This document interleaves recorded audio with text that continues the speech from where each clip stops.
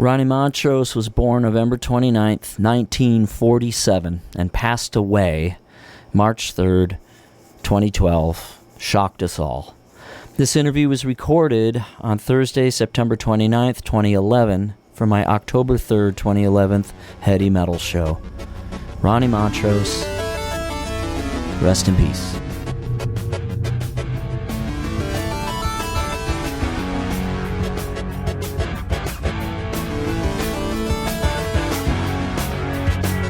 Here's a two-part interview with Ronnie Montrose, spanning decades here and rocking us all the way, inspiring us. He's gone through everything, including beating cancer. He's on the road right now. Ronnie Montrose.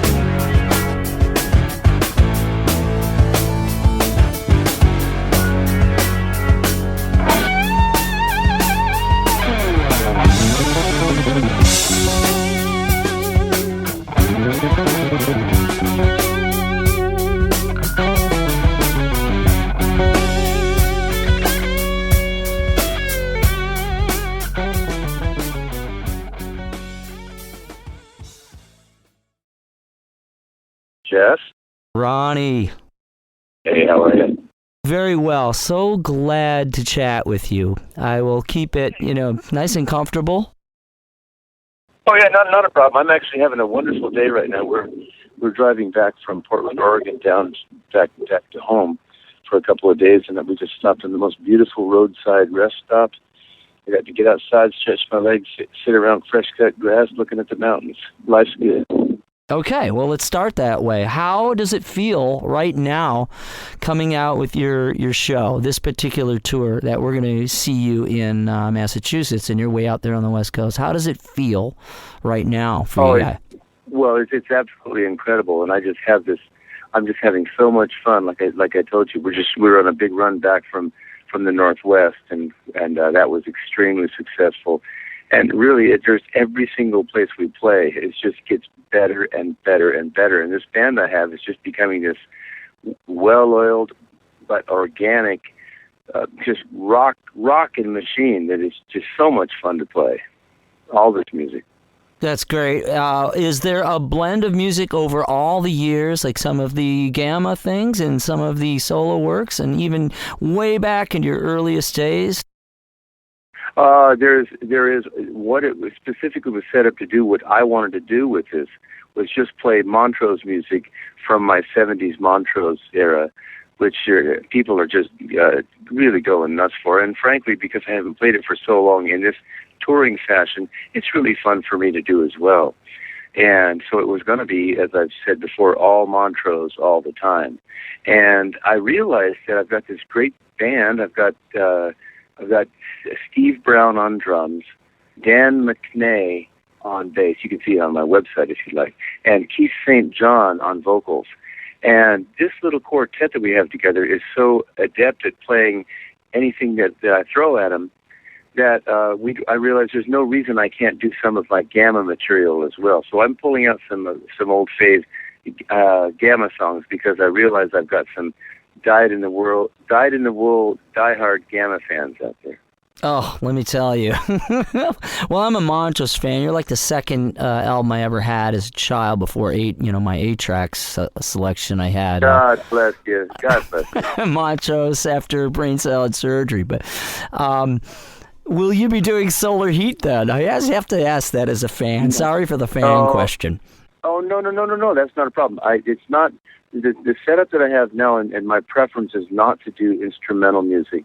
I will at some point go out and just basically tour, do some fun shows and do a tour doing all of my instrumental music. And I will then I will set up some shows. I don't know if I'll get back east. I'd like to, but I'm going to set up a real big acoustic extravaganza. But right now, it's with the format that I have and with the band members that I have, the Montrose is really fun, and it's really getting the job done for me. Musically and emotionally, what I want to do right now. And like I said, with the addition of some Gamma songs, which are not instrumental, it pretty much settles all of our desires. Great. Ronnie, that's going to be excellent. We thank you for doing this. There's different generations that we're seeing. We've been to a concert we saw Roger Daltrey last night, and the fathers are bringing their sons, and we're seeing a generation show up for performers like yourself that are just amazing. And have you seen any of that? I'm experiencing that daily. Whenever there's all ages, I'm always having, like you said, fathers bring their sons and then daughters, uncles bring their nephews and nieces. I'm 63, so really I have people bringing their grandchildren, saying all ages bringing young grandchildren, and it's really fun to see another generation or another couple of generations get into and appreciate the music that you made quite some time ago, and it still makes it feel extremely valid and relevant to this day. What a celebration. That is fantastic. It really is. Yeah. Let's get into a little biography and trivia for those that we will represent on the airing of this show. We're putting you kind of in an awkward place, but you're definitely a inspiration to so much metal out there, and what we want to do now with this is taking you through your groups. Anything that you would say was your most, let's go with positive and negative. What was your most positive note in your old days surrounding this sound that you're going to bring to everyone now live on tour? You're talking about the positive thing that I have from early Montrose days, I'm assuming? Yeah, what would be standing out that you guys just celebrated? A gold record? No, that had nothing to do with that. There was, of course, there was the youthful exuberance that the first time we recorded the Montrose record. Now, keep in mind that I personally had already been, on Top 10 radio with Edgar Winter Group with Frankenstein and Free Ride. So I was pretty. That was kind of like, yeah, that's really great, and I loved it a lot. But to put this band together, I specifically remember one time in Sausalito, California, we were all, I don't know what it was, but we were in our car, and we heard, for the very first time, we heard Rock Candy come on the car radio. And the four of us, we were going to a rehearsal or something for the very first time, and we literally jumped out of the car in the parking lot, turned it up, and were just high-fiving each other. That's something that we had done and something that we had put energy into was being played on the radio. It was a really, really fantastic feeling. So I remember that as being a nice standout point. These are moments, just you guys jumping out of the car. We used to just jump out of the car when it came on ourselves in Chicago area. Yeah. It's a fun thing. And let me interrupt you for 1 second, because you made a reference, and if you want to talk about anything, if you have anything that's not I don't want to call it negative, but I call it basically, to me it's irritating, and that's the word metal, because as far as I'm concerned, my vernacular is not. There's nothing about my music that is metal. Has never been metal. It's always been hard rock. And it's always, hard rock and roll, American rock. And, metal to me is those, great bands, starting with Metallica, Megadeth, those kind of bands. I've produced a couple of metal bands, the heavy metal and that kind of thing. So metal doesn't fit well with me as a description of my music. Hard rock does. So. And I know it's just semantics, but it's the way I am. No, that's great. Even Ozzy himself hates it, and he just got thrown into categories. On this, let's say some of the production stuff that you've done. Jeff Berlin. One of the world's great bass players. Oh, incredible. What was that experience like? It was a wonderful experience. Here I am, I'm basically a rock guitar player. And yes, I do have my acoustic chops and I have my musical sensibilities, but I'm certainly not a jazz player and not a fusion player, and don't read music, none of it. And I was in with great musicians. That was Scott Henderson, the guitarist, his first record that he'd been on, and it was really interesting for me being a little bit older and a little bit more watching his process, which we both have, I'm sure, very different memories of the process, but I observed it. But it was great seeing, all the musicians playing, and Jeff, we got introduced to a mutual friend at the time, and somehow we hit it off, and Jeff had enough faith in me to sort of oversee and basically supervise. And with players like that, in the Jeff Berlin experience, for example, I'm certainly not coming in as a musical producer, because there's enough talent with all of the people that were involved on that record that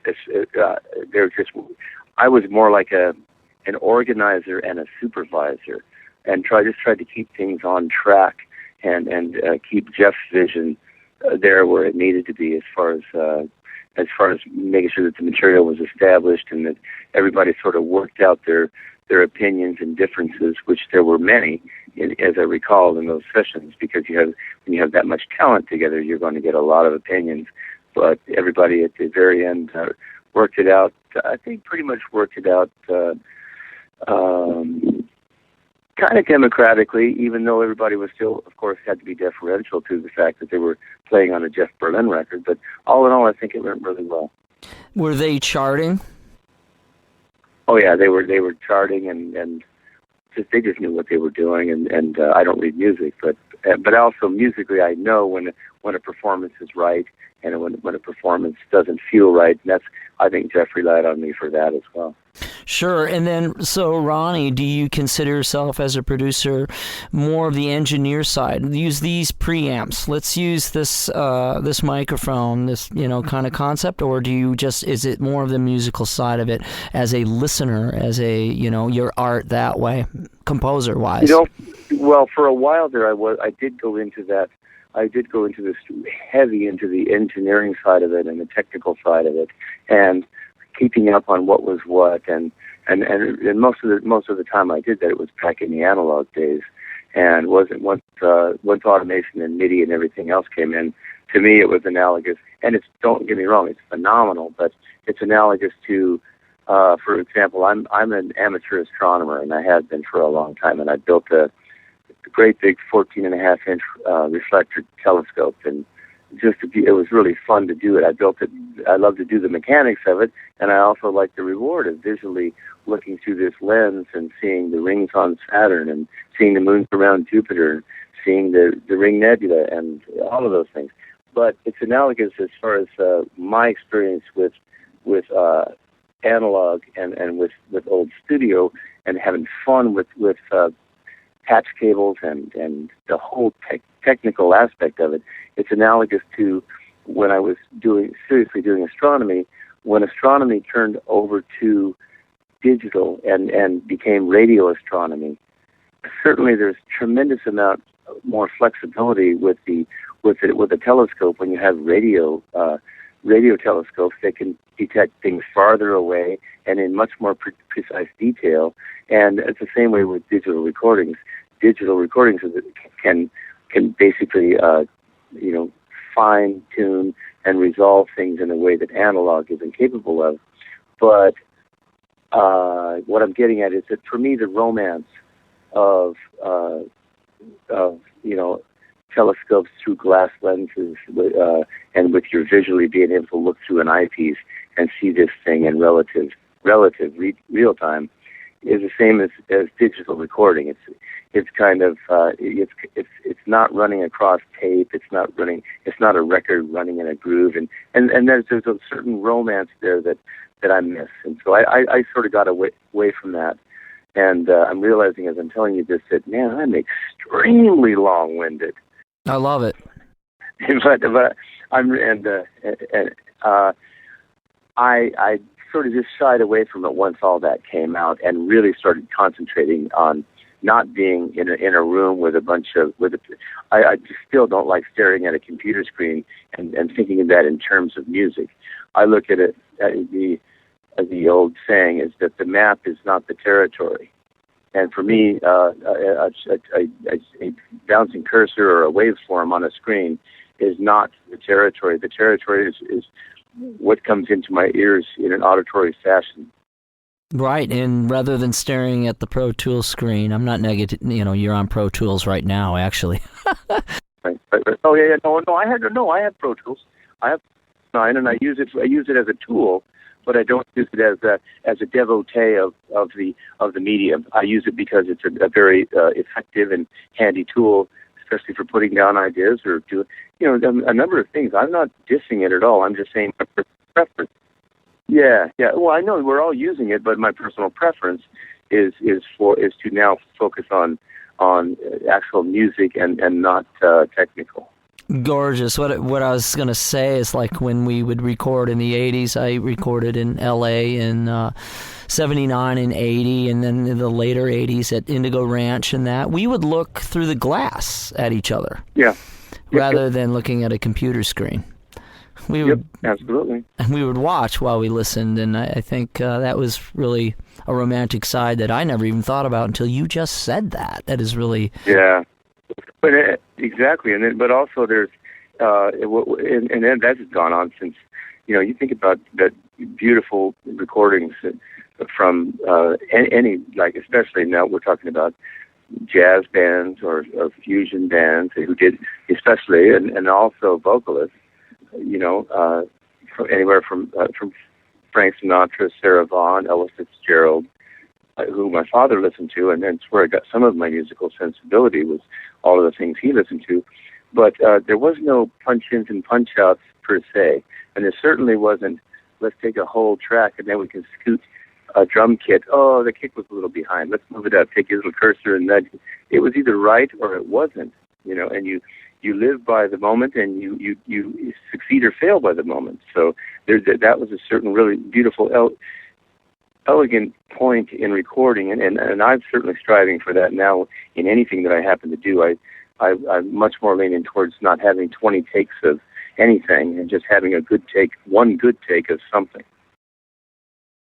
If we look at musical instruments, like we'll look at the brass section, or we'll look at the string section of an orchestra, but we'll look at a brass section or a jazz orchestra, your guitar playing, do you consider yourself, when we throw this around, a more of a violinist style player? I already know what I think of this about you. Or a more of a brass player, or maybe even a keyboard player, or a drummer. Like, if we were to make an analogy of the sound of your leads when you're wailing, some people sound like Paganini. Some people sound like, a great sax player, like Coltrane or something. What would you say about that? That's a very interesting question. As I'm thinking about it, just as you've asked it, I never thought about it in that way. But I know that I've always leaned towards the warmth and throatiness of a cello, and I've also, like I said, because of my father's influence, listening to, anything from Jerry Mulligan to from even Thelonious Monk back in the day, and also one of my favorites, which is pretty much really defined my listening preferences, was Dave Brubeck and Paul Desmond's saxophone. So my playing, as I hear it, when I'm doing any sort of soloing or anything, plus of course keeping the guitar in the forefront. But as I hear myself, tonally and texturally, I would call my hearing of myself as a cross between a tenor sax and a cello. Now, have you ever heard that one before? Beautiful. Yeah. No, well, I haven't heard that, but the funny thing is that's what my mind has heard. That's what I have always thought. Because if you break out, let's say, into a Ronnie solo, that's so saxophone, the vibrato and the sustain. That sounds like a sax playing. But then Solar Heat, we're hearing maybe an articulation of a aggressive higher octave cello, and incredible, Ronnie. And that, what a great expressive moment that is for us to hear. Thank you. Conclusions and expression here. A lot of people hate these questions, but it's might be one you might like. Some people like them, some people hate. These questions to me, and I'm interjecting. Any of your questions to me, I do a lot of interviews, and I get a lot of different types. And by the way, you're doing a great job. Thank you. But seriously, but any of these questions, I've adopted it because there was a time in my life when I kind of didn't have patience with some questions, and then I realized that I could, listen to Herbie Hancock, talking about playing with Miles, and talk. I saw a very wonderful documentary where Herbie said that he would just play the biggest clam on the planet, and Miles gave him the opportunity to deal with it in the here and now. And I thought that was a really good analogy, because I realized that if that's something I could take with me and learn with interviews and with questions, is that there's no question too bizarre or outrageous or too mundane, if it happened to be, that I couldn't then take that and deal with that on a level that there are probably some people that it would be beneficial for me to explain a point of view that I may not have thought about before. So don't worry about questions. They're all opportunities to take a little journey and an explanation and an answer. Cool, and that means I hope you're having fun too. I want interviews to be fun. Time. That's great. Great. You should see where I am right now. Are we on Route 1 or where are you? I know I'm on Highway 5. We just got back from Oregon. Highway 5 in Northern California at a rest stop. Beautiful, fresh-cut lawn, nice, just view of the mountains all around. There's not a cloud in the sky. The sun is setting over probably about 3 o'clock in the afternoon, and a slight warm breeze coming through. How can it get any better? It can't. No. We live in a beautiful area, Ronnie, and I wish that we could just drag you, off when we see you October 13th to Maine, and we just, it's like the opposite version of it. It's a little colder than yours. Yeah. Well, listen, when I get there and if I have a day off, hit me up and we'll talk about it. Well, that'll be great. All right. Well, here's something that actually, before we get into the conclusion thing, that I forgot I wanted to ask you. And this is something that you might never slip into the Wikipedias and might not slip into the biographies and the rock history and things. Did you ever write for organizations or publishing houses like the Brill Building or John Kirshner or anything like that? Or even, Warner Chappell, when you guys were on Warner. Did you ever write for companies as a gig? I just wanted to know that. It's like a personal question about songwriting. No, I didn't. No. You're talking about writing like an editorial, or writing music, like Carole King and the Brill Building, kicking back, and they're writing for the Monkees. No. I never did that. I understand what you're saying now. No, okay. I never did that. It just never. It never. Number one, the opportunity was never presented to me, but number two, and probably still number one, the desire wasn't there either. My writing has always been for me, unless I'm producing someone else, and then my writing is a collaborative thing to try to help them get their vision out. But no, I haven't ever considered doing something like that. That's very cool. That's I knew that there would be either one or one answer or the other on that. Yep, that's it. Well, let's conclude with two moments of expression here to conclude here, so you can enjoy that sunset. And let's say this. The first set of conclusions would be, is there people you would like to show your appreciation to over all these years? Like, it can be more than one person. You can be long-winded, of course. Or is, a special person, or more than one, from even Herbie Hancock, Tony Williams, Gary Wright, whoever in your path, even your parents, cousins, your wife. Well, as I can tell you, I get where you're going with that, and I'll tell you, you're mentioning things right now, but of course, I have to give, immediate credit, and it took me a long, long time in my life to realize that my father's taste and my father's musical. He was a drummer, but he drummed when he was younger, and then stopped and became a Denver fireman, and got a family.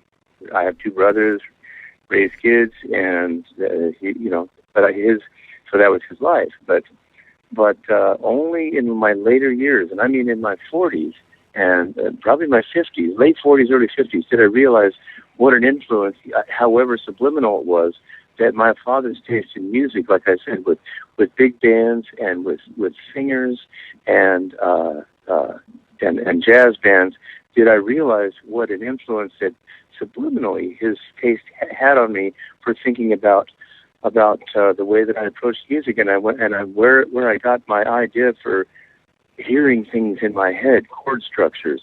Like I said, I don't read and write. Everything I do is by rote. It's by hearing and just placing my fingers on strings and making it work that way. But that influence of my father's taste is certainly, now I realize, was a big part of it. So that's one of the things I'm grateful for. And you mentioned, I'm really happy with everyone that I've played with and everything that I've done. But starting from back then, I mean, Herbie Hancock, playing with him was not, I mean, I was the young, David Rubinson brought me in working with Herbie.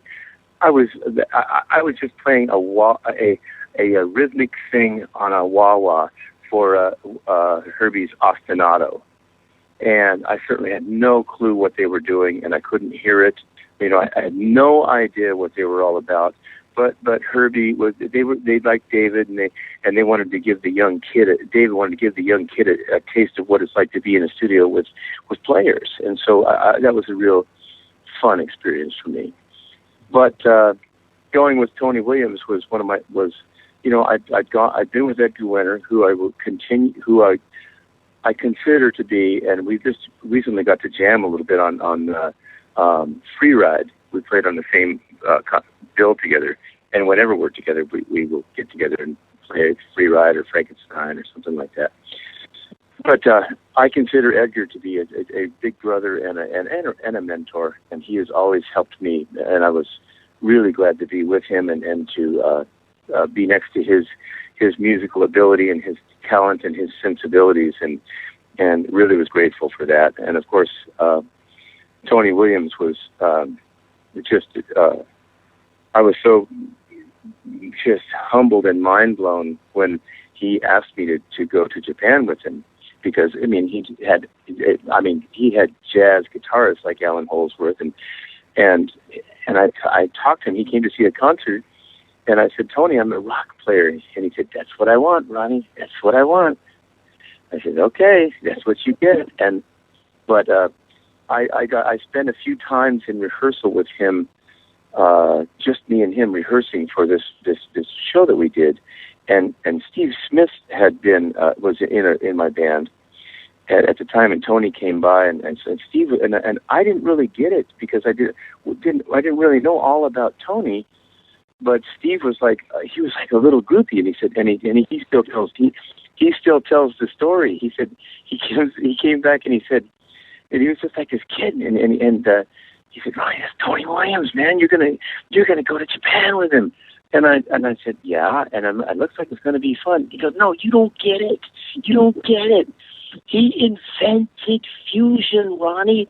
Don't you understand?" I said, "Well, he's a good guy. I like him, But it was funny. It was endearing because I saw Steve, this really unbelievable player. Real powerhouse, had his idols too, and it was great to see. So, but sitting with Tony in rehearsal, I realized that he became also. I mean, there's just no way. I mean, God rest his soul. There was no way that I could really understand what he was about, because he was so deep into being Tony and expressing himself in an amazing way. But and the famous jazz quote is, if I could describe it, if I could explain it, I wouldn't have to play it. And that was Tony, and I just had a wonderful time with him. And just at rehearsals, just seeing him break down parts and try to tutor me, and even hearing out times, which I certainly am not adept at. I'm more of a groove player, but that was good. And being with Van Morrison was an unbelievable experience. His songwriting ability and his sensibility, and just basically everyone who I've worked with. But those are pretty big milestones right there. Anything about Davey Patterson? Oh, of course. Well, as far as vocalists go, yes. I mean, let's talk about Sammy too. Sammy is. I mean, he's 63 like me, and he still brings it. I mean, and so do I. We both in our own different ways, but no, he still loves to sing. You hear a lot of singers who used to sing, but has sort of blown it out. And Sammy's been very blessed with hereditary and genetics that his voice still.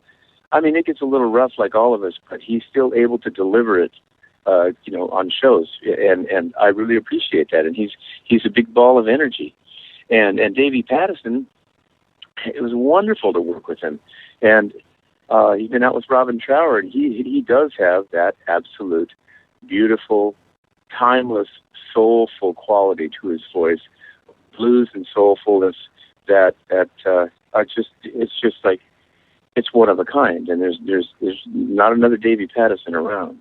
No. Let's finish this way. All the world is going to be listening to this within the next couple of weeks here. What would you like to say to the world, Ronnie? I don't really have a specific answer to that, because if I have to speak to the world, I got to look at the world. They all got to be here. I got to have a great big PA system to talk to the world. But I can tell you, and I tell anyone who I speak with, that personally, and if this happens to go out to people who this hits personally, that it really is we talk about troubles in the world, and we talk about everything else in the world. But I will tell you that music is the one thing that all through my life and my trials and tribulations, and people can read up on it, but I've bounced back and really come through a wicked battle with prostate cancer, in which I won, and I'm now healthy and happy. But music has, and whether I've gone through difficulties personally, emotionally, anything like that, music has been the one stable thing in my life. And if I can do anything with when I talk to my friends and everything, I encourage everyone to make an effort to listen to as many different types of music as you can, so that the music that you listen to, the music that, if you listen to enough of it, there's going to be some music that you discover that touches something in you, that gives you a lift and gives you a respite from whatever troubles you have. And it's been that way forever, and I'm happy it's that way for me, and I hope it becomes that way for some who might be listening.